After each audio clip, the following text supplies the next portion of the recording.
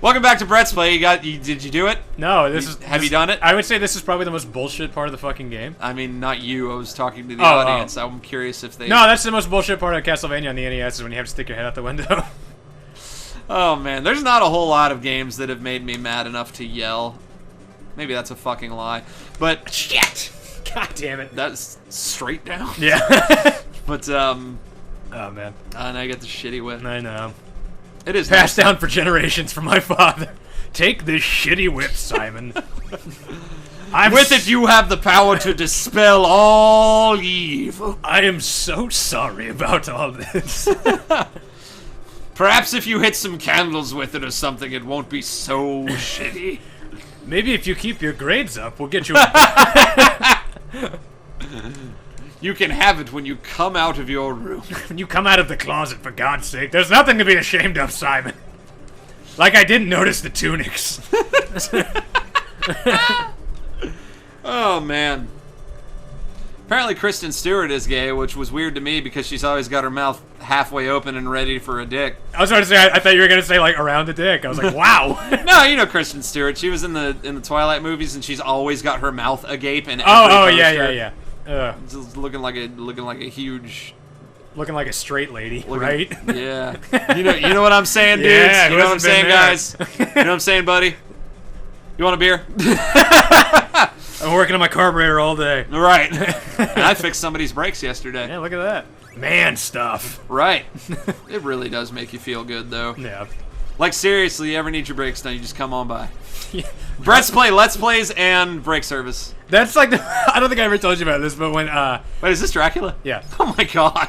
I went to... that was not a serious attempt. I went to Von Orr, Tennessee to visit a friend of mine. Yeah. And Von Orr, Tennessee is, like, in the sticks. Like, right. There's a lake there, and that's, like, the general source of income for the entire town. And in the town... There was... by Bard the Guardsman. Right. Lake Town. But listen to who you'd have to deal with. There was Ogle's Karate Dojo and Car Wash. Was the place up there. I'm gonna see if I can get a picture for the fucking show. I was like, oh my fucking God. Car Wash and Dojo. Well, we were just talking yesterday. We had this laser tag place in town. Chase had forgotten. But they also did spray tanning. Yeah. And then it was a Christian school, and now it's a Harbor Freight Tools. Yeah, you know, really. Very versatile location. It's the power of life to overcome. Was that Jurassic Park? Life finds a way. Right. Ian Malcolm. Right. Good books, by the way. Are they? Yeah, I don't read a whole lot, but really good books. Cool. Very different than the movies, so it's definitely worth your time to read them if you're a big fan.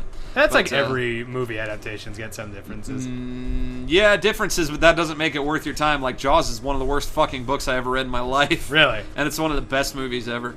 Like, the movie is about, 3 guys on the ocean trying to kill a crazy shark. Yeah. The book is about how one of those 2 guys, it's, Chief Brody is the police chief, the guy with the glasses. Yeah.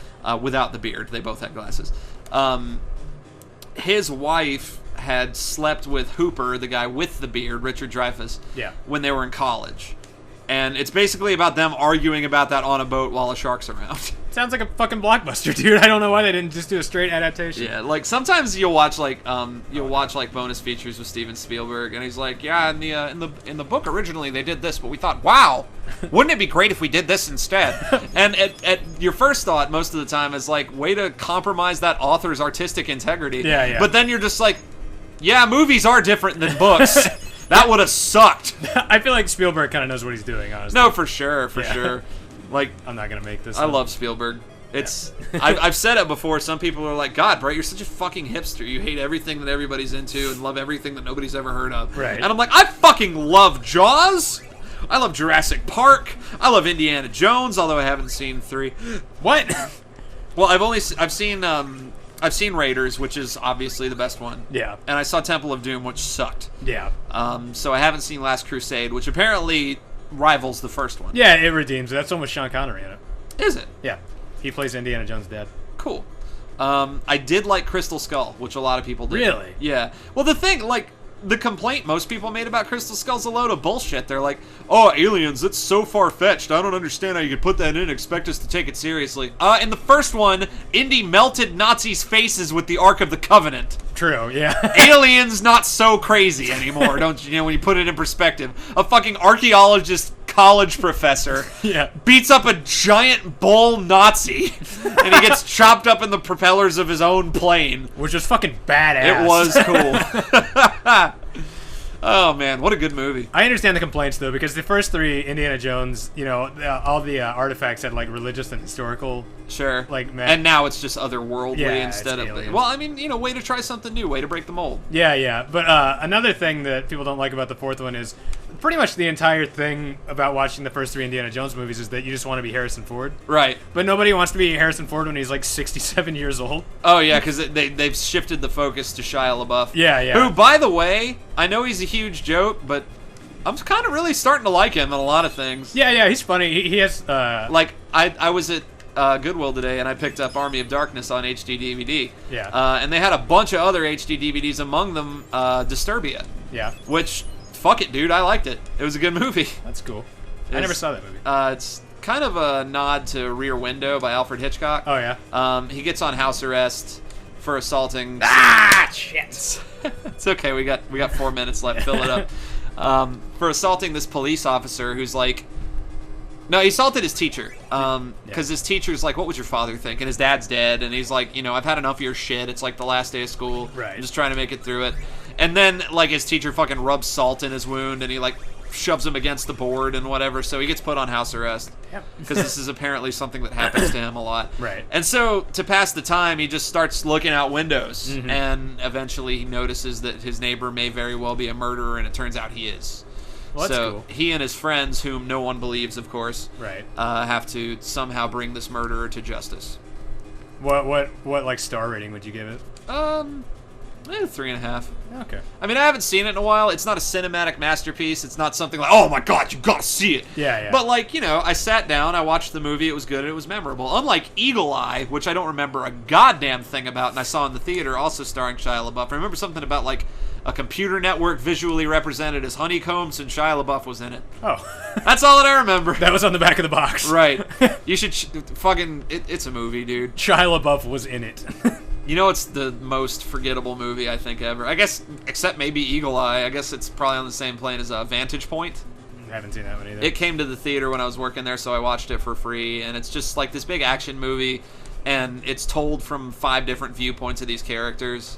That's like Cloud Atlas. I haven't seen Cloud Atlas. Cloud Atlas is pretty good. Yeah, there's a like a nod to, like a joke from it in Rick and Morty. Oh really? And like apparently they talk funny.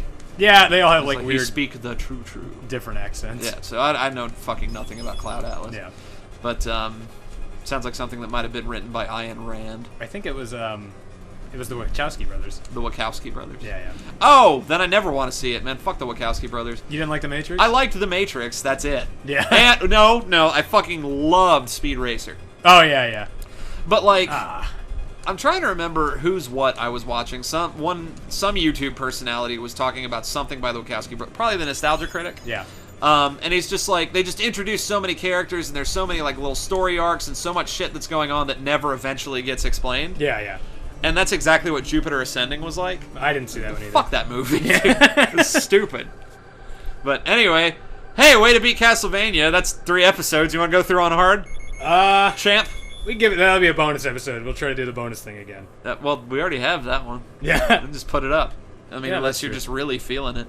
Yeah, I think I'm done with Castlevania. Okay, cool. Well, that was Castlevania. Chase just beat the fucking shit out of it. I was hoping I could do it without dying, but doing it without getting a game over is close enough for me. Yeah, that's good. Yeah. That's good. I don't know if there's anything that I can beat without dying. Yeah. Oh man. There's you know, I'm finally getting to the point in my life where I've played enough video games to where there's stuff that I know that I can just put in and beat. Yeah. And there's not a lot of them. Like Jurassic Park on Genesis, both of them I can do. Super Mario Land on Game Boy, I can do. Maybe that's it. Yeah, it's one of like the 5 stages of growing up. It's like adolescence, adulthood, that age where you can just beat a video game. It is much easier to crack jokes when you're not also having to dodge like a gajillion axes. That's really comedian 101. Right. Don't have to dodge axes, and you'll be better. I played the greatest role in this story. Thank me for playing. Thank you, Chase.